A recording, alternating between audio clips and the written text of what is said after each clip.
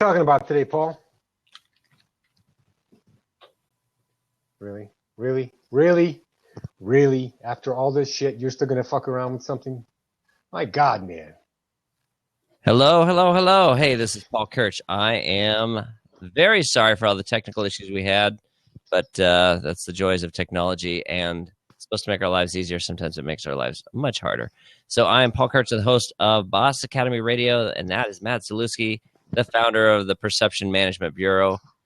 You can find him at thepmb.com. We've got our own little show we run on Friday afternoons. It was supposed to kick off about 25 minutes ago, but unfortunately we had some technology issues and had to start a new link. So unfortunately, a lot of our listeners didn't make it over. It's a bummer, Matt. But that is a bummer. But you know what? They're all slackers for not sticking with us. Tough.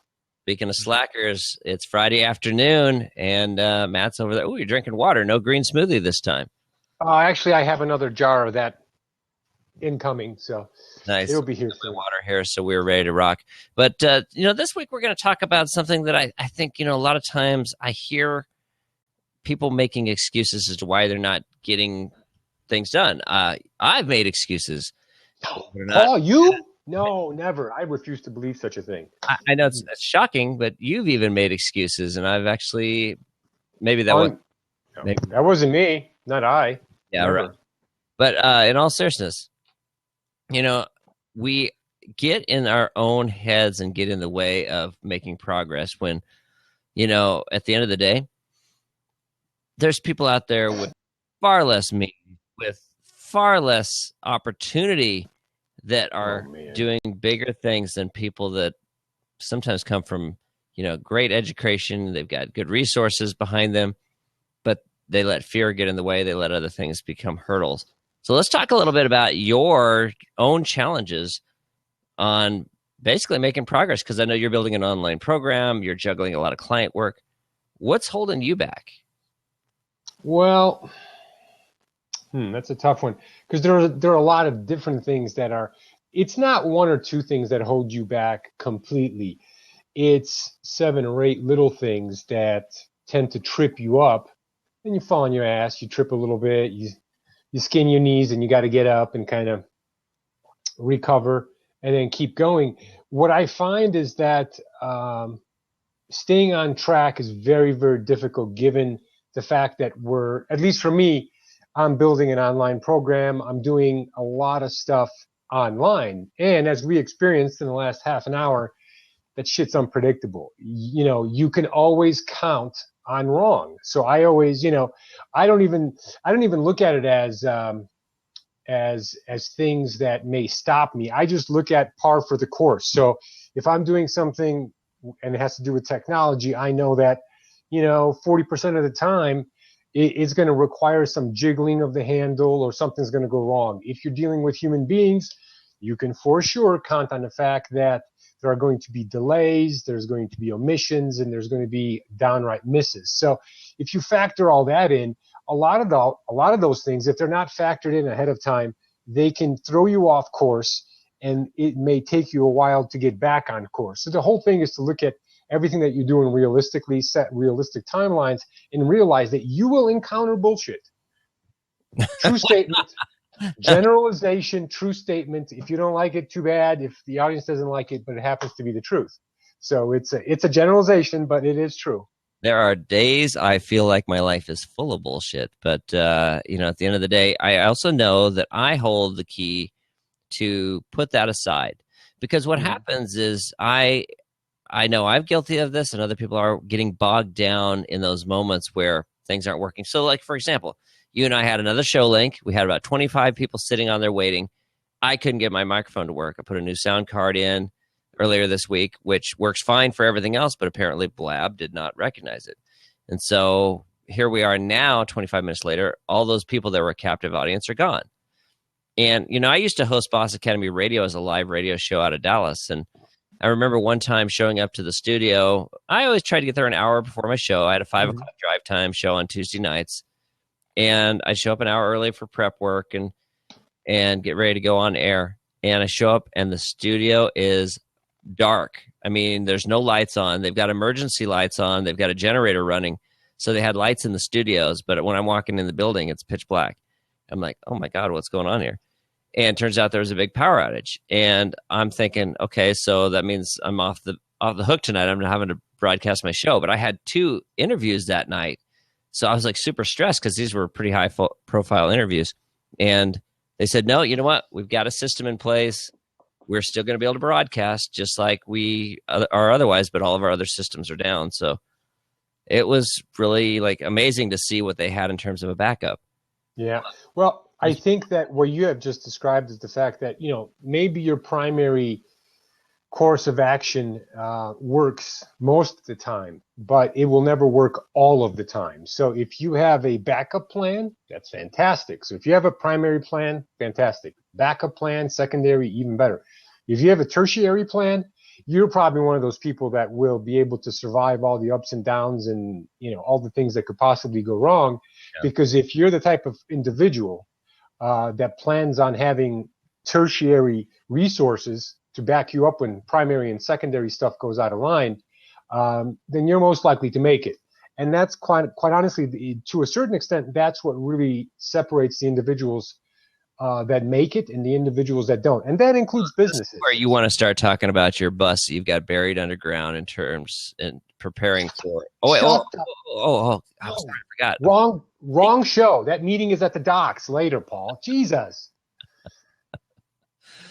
No, it's so true. I mean, and I think I operate very much on a, first, I normally have some sort of backup systems, but I don't think beyond that. I'm too much of an optimist, but I've also, I tend to be somebody who's very technically savvy. So if it's a technical issue, I can generally fix it. Today was one where I was like, I'm not sure what to do. Of course, I figured it out, but 25 minutes later, and I'd already lost our captive audience.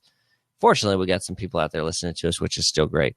But okay. I don't necessarily have the redundancy in place and the backup systems. So when something big does happen, yeah, I've been caught with my pants down for sure. And that's not a pretty sight for anyone. No. I've seen pictures, and it's you guys don't want to go there, trust me. But no, well, the other way to look at this is like you have primary, secondary, tertiary contingency plans. But I think that more importantly than those plans that could entail funds, technological backup, and so on, it's also as important, or maybe even more important, to be a very durable individual in terms of your character and personality. So we were thrown off track today for about 25 minutes. We could have said, screw it, we're going to scrap it. And I could have went and drank some rum or something, but we stuck with it. We said, let's do the show anyway. So it's that character and personality durability that business thrives on. No matter what happens, you just get up, you dust yourself off, and you keep going, because what else are you going to do?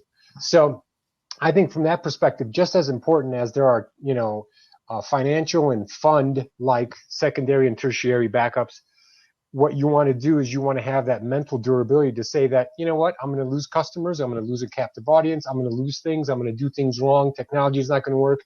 And that's all part of the game that we're playing, which is called business. So you roll with it and you factor it into your little spreadsheet and say, instead of 90 days, maybe it's going to be 120 days or 150 days, whatever it turns out to be. But if you take on that type of positivity bias, which is so prevalent in most people, you will be disappointed. And that is, and that's basically a scientific fact at this point. Yeah, for sure. Well, let's talk about, okay, so, obviously we could talk about redundancy, backups and all that. Let's talk about kind of what we can do to get out of our own head. And one of the things that I started doing was getting back into planning, because, if I'm not doing well, or if I'm struggling, or if I'm stressed and I get off track and I just start doing, this is why checklists, like to-do lists, are dangerous, because we feel like we're getting stuff done when we're really not making progress. So I started going back to the drawing board and doing more planning and getting more clarity on what I wanted to get done. And then I'll do a plan at the end of the day, something fairly simple. I'll kind of map out what I want to get done the next day, maybe be making some tweaks to what I'm doing for the week. Nothing much more than that. And then the next morning I come in and get in front of a whiteboard and I do a little whiteboarding session where I'll actually come up with those three big musts for the day. I want to get, these are the things I have to get done. Of course, I've got other things I'm going to get done, but the three things at the end of the day, I need to walk away feeling like I was productive by getting these done. And so I take what I did the night before, and then I work on that in the morning before I even get started. When I do that, my days are amazing. There are days, because I have two young kids, I've got a wife who, we're juggling a lot of stuff. There are days where I jump to the office and I'm thrown into the mode of doing because I don't have much choice. Those are the days that I walk away frustrated often or feeling exhausted because I didn't get things done. So planning, getting clear, and getting dialed in on the musts, I think for me has been something that really makes a huge difference. How about yourself? Well, I think that everything you said is dead on. As I said, dead on balls accurate, just in case you want to measure that with a micrometer. But anyway, but yeah, absolutely. I think that to everything that you said, I would add to that since we're kind of talking about contingencies just a little bit here, develop a contingency plan that says, I've got 3 things to accomplish today, but the likelihood that someone's going to come by and just completely shove me off track, or there's going to be a client emergency or whatever, what happens then? So if you don't think of it and just hope that nothing happens and hope that your day goes as planned, when something does occur that throws you off track, you're going to react. And reactions are instinctive, and in certain situations, they're very beneficial. But when it comes to business and strategy, you do not want to react, you want to respond. So if you have a day planned out and you have some items listed that you want to accomplish, figure out look at everything else that you're doing and say, okay, what else is going to cause me, some pain today that could potentially spill over in terms of attention or time or something like that. And say, you know what, if this occurs, I'm going to respond, not just merely react, but I'm going to respond like this so I can still get those 3 things done. That's a form of a redundancy planning where you in advance anticipate. So instead of reacting and getting upset and saying, shit, I didn't get my stuff done today, you can say, okay, I'll deal with half of this, or I'll deal with this, I'll extend my day, I'll rearrange something else. But when you anticipate things going wrong, you respond. When you don't, you react. And reactions are strategically not positive. Right. I mean, reactions are, it's definitely not when you've had the chance to think things through or really get strategic and plan. Living in a reactionary mode, I mean, I have 2 young kids. I have a 4-year-old and a 6-year-old. And life with them is very reactionary because at any moment's notice, you never know what they're going to be jumping on or doing. And it stresses me to no end because I love them and they're great kids. They're a lot of fun. But when they're acting up and you're reacting to that, it's no different than in your business when you're reacting. Reacting is stressful because it's like it's like the old idea of hitting and hoping. That's never a place that's going to get you where you want to go. It doesn't mean that you don't sometimes have to do it, of course. But getting back to the drawing board, getting back to planning, getting back to getting clarity. And this is why all the big gurus, Tony Robbins talks so much about clarity, getting clear for a reason, because it's what really makes the difference. And you and I both we do our accountability calls once a week, and you and I have both had moments where we're not clear. And those are the moments that you and I struggle. When we get clear, what happens? Big things.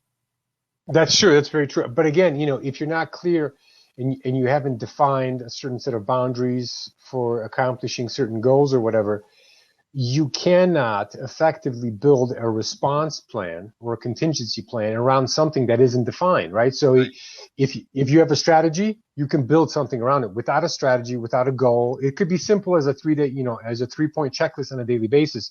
But if you don't have that, how do you build a contingency plan that's intelligent and allows you to accomplish everything when something isn't defined? And I think in defining things, we have to be very, very careful, because I see this at the gym all the time. About January 5th, the place is packed, wall-to-wall people. By mid-January, half are gone. By Valentine's Day, it's all over. What happens is that these people come in and they make these huge plans. I'm gonna be able to lose X amount of weight. I'm gonna bench this much or whatever. For business people, it's, by the first quarter of 2016, I'm going to make $2 quadrillion. Well, that's pretty much, as soon as you hear something like that, you're like, well, that's pretty much bullshit, because that's not going to happen. Because the first thing that's going to happen, the first obstacle that you hit is going to throw you off course. And at the gym, that means injury, that means recovery, and it just screws everything up. So I think that in you take a big plan, you basically cut it up into smaller pieces, and you work diligently on those smaller pieces, and occasionally look forward, to the next section and keep going. So, well, I work with a lot of salespeople, through my through Active Sales Intelligence, the company I run that focuses on helping people sell smarter, and part of that is helping them get clarity on sales targets and numbers and how they're going to reach it. And you take a big daunting number. Let's say it's a brand new sales rep, and their expectations $1 million in first year revenue. That number can be intimidating to them depending on what they're selling. But if you break it down and say, okay, for the first quarter, we're going to target $100,000 of that. Q2, you're going to be ramping up a little bit. Now you're at $3,000 or $300,000. And you go on like that. You break it down, and then they can see hope. And they can see that they have a way of actually reaching those numbers that's realistic. But if all they're ever shooting for is that big number, you mentioned $2 quadrillion. I don't know. Have you reached $1 quadrillion yet this year? I think it was 4 quadrillion. Yeah, I'm at 4, definitely. No, yeah, exactly. But I don't, I used to do that when I first started out. I had very much, honestly, I would say I had a lot of propaganda shoved around in my head.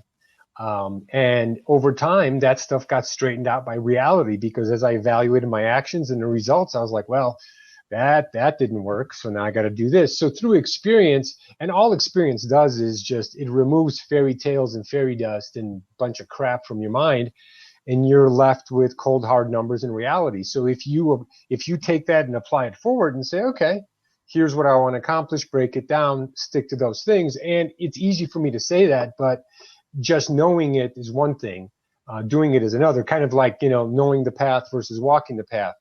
Walking the path is infinitely harder than talking about the path on Blab. So, I know what I know, but it's still a challenge on an everyday basis, because we are faced with a lot of distractions. Now, you said it's harder, but are you taking into consideration my microphone issues? No, I'm not. I've forgotten about them. It's over. Who cares? It's done. I want a little bit of attention there, I know. I'm sorry. All right. Well, obviously Paul wants to talk now, so everybody listen to Paul, because No, attention queen. I have nothing to say. I mean, you know that. Of course, you have nothing to say. That no, I don't think so. I don't think that could possibly ever be the truth. So we think about the world of distractions we live in. You actually stopped participating on Facebook for a while because of that being a distraction that got in the way of a lot of things. Yeah, actually I did, just because I had some client work that was ramping up, and I just I couldn't keep my mouth shut on Facebook, and it's hard, and you get drawn in. And somebody today posted something that was hilarious. There was a group I belonged to where there was a little bit of dissension because the person who created the group left and turned it over to someone else. And it was really interesting that one of the people commented on there at some people that were getting angry. He goes, let's wait 24 hours and then stop and think and realize this is just Facebook. It really doesn't have any meaning in the big things. Well, in reality, if you really want to back it up even further, Facebook is just, it's a place for people to kind of exchange some ideas, and most of the time what they're exchanging are opinions and arguing over opinions. They're not even facts.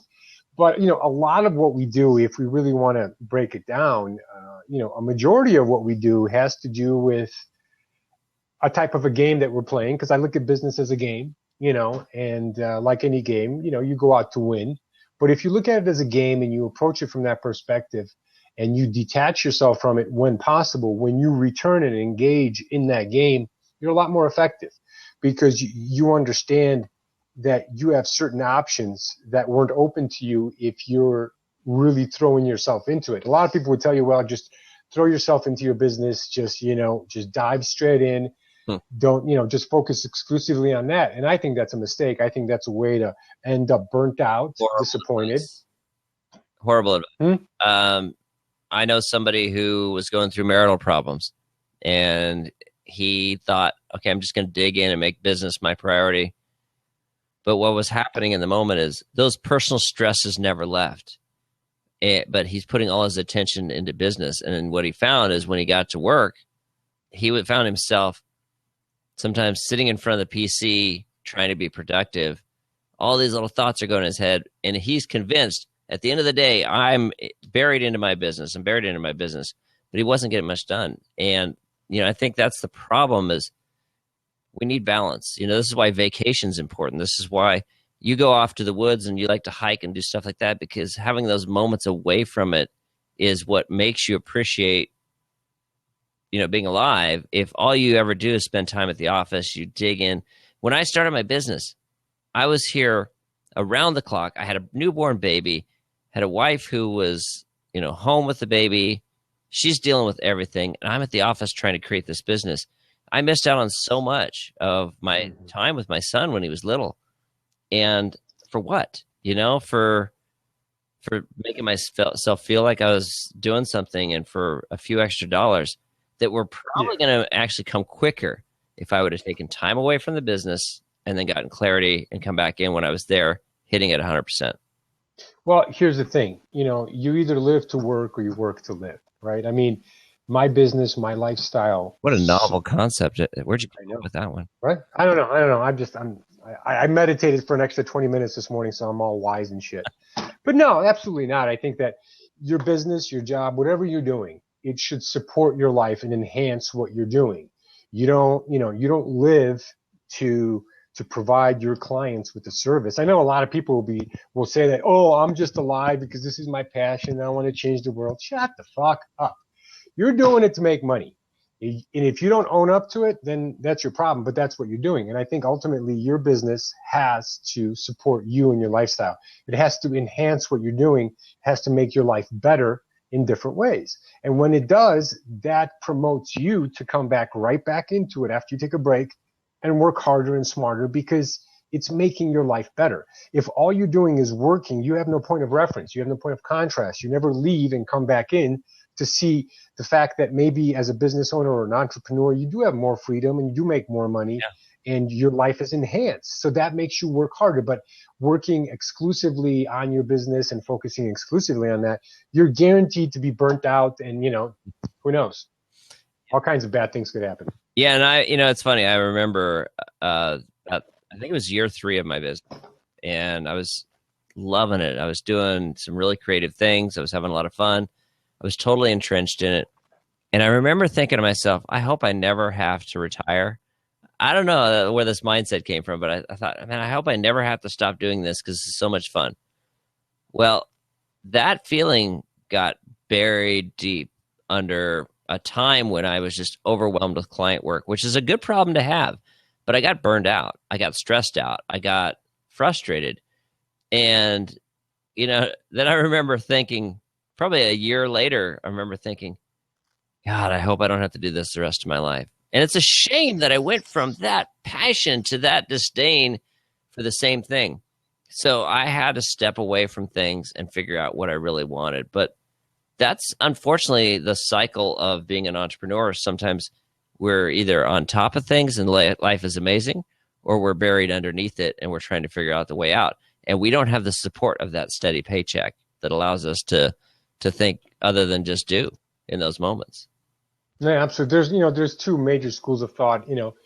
Do what you love and the money will come, which is very kind of, optimistic and has a lot of positivity bias built into that statement. Because, what if I like sitting on my ass and watching TV and drinking beer? No one's going to pay me for that. I may love it. I may really love it. I may even excel at it, but that doesn't mean anything because I'm not going to get paid for it. And the other one is that, if you love something, you love doing it, keep it as a hobby, because once you employ it into a business paradigm type of situation, business in the world and your clients and whatever you end up doing will bastardize what you love, and you're going to end up being an empty shell. And on that note, we're going to wrap up. Thanks, Paul. On the empty shell comment, that was good, right? But no, I think you have to keep that balance, because unfortunately, sometimes that's the challenge where you feel like an empty shell, especially if things aren't going well. But this is why I created Boss Academy Radio. BossAcademy.com is a resource to help entrepreneurs because I've been there.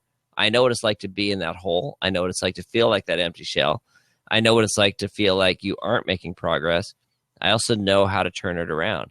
And that's something I know that the Perception Management Bureau, you do a phenomenal job of helping people take their message and turn it into, something really powerful.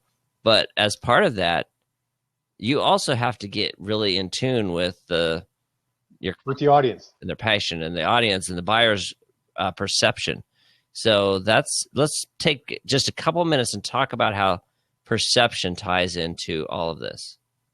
Well, obviously there's again, there's two major schools of thought there in terms of that there is a definitive standalone reality and we kind of bounce off of it once in a while. And the other one is that we make our reality. And we can argue that point back and forth. It hasn't been resolved yet, and I don't think it will be. But as it applies to marketing, the reality for marketing is that people do live in what I refer to as a reality tunnel. And you've got to get in their heads and basically imagine yourself being inside of their head and looking outward. What's their reality tunnel like? Do they get up at 6 and go to work, go to the office, do whatever? Do they work from home? Do they have a family? What does their average day look like? Quantify that. What are some of their dreams? And it goes down to, I dig down, I look at religious preferences for certain demographics. Based on your religious preference, that does determine some of your behavior. It also determines how much of the, and I keep using positivity bias, but in psychological terms, it's actually called the Pollyanna principle. But it's also going to depend on how you view the world. Are you more positive, more negative? And what that means, because if you tend to be more positive, what's going to happen is you're going to encounter a little more disappointing things that occur in your life. And it's going to make you a little weathered in the end. So, you have to look at all these things. The better you are at getting inside their heads, the better you'll be able to provide the product or service to them in a way that is palatable and very much identifiable to what's going on with them. Dude, what a great closing point, and I've always thought you were a little bit of a Pollyanna. Now I understand what that means. Wait until we get off this. Beep, beep, beep, beep, beep, blab. I love you, man. Hey, no. Once again, that's a real thing, by the way. I didn't just make that shit up. Pollyanna Principles, wiki that shit. It's real. You can look it up. It's a book written in 1908 or whatever. Brad over there. Hey, Matt Zalewski of the Perception Management Bureau. You can find him at thepmb.com. I'm Paul Kirch, host of Boss Academy Radio at bossacademy.com. We really appreciate you joining us for another episode of Unfiltered. Hopefully you got as much out of this as I did. I know that sometimes we are our own worst enemy as an entrepreneur, but we're also dealing with things that the average person can't relate to. So find yourself an accountability partner. Matt and I hold each other accountable. Find somebody who can help you. If not, go out to bossacademy.com, and I guarantee you're going to find the right resources there. Thanks again for listening to another episode of Unfiltered. Absolutely. Thank you.